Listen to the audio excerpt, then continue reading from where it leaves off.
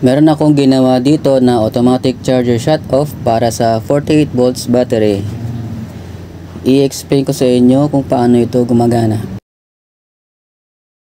Itong wire na ito, dito ipa-plug in o isasaksak ang plug ng charger.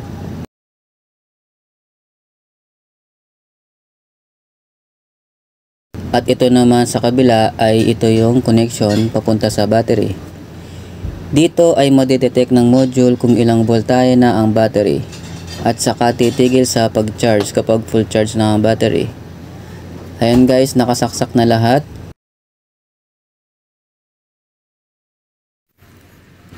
Bale, ito yung connection na papunta sa battery at ito naman ay yung charger.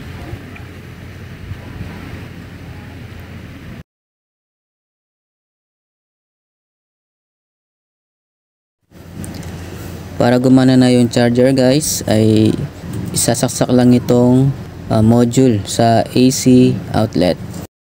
Ayan, kapag umilaw na yung meter ng module, magbubukas na rin ang charger. Ang module na ito ay kusa na magpapatay sa charger mo.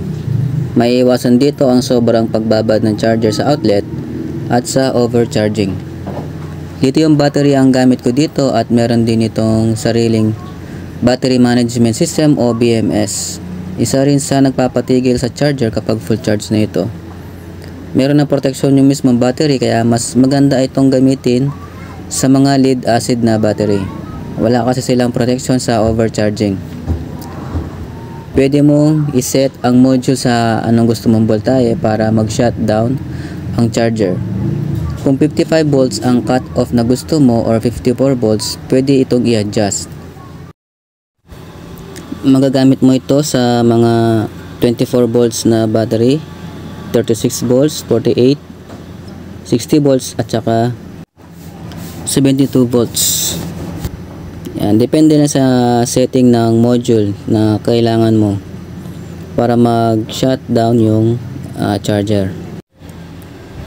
Nakaset itong module na ginagamit ko sa 56.5. Pagmasdan nyo lang yung meter guys, kapag 56 na yan, kung sana mamamatay ang charger. Ayan guys, nakita nyo ba? Nag-shut off na ang charger sa 56.5 dahil yun ang setting na nilagay ko. Hanggang dito na lang. Maraming salamat.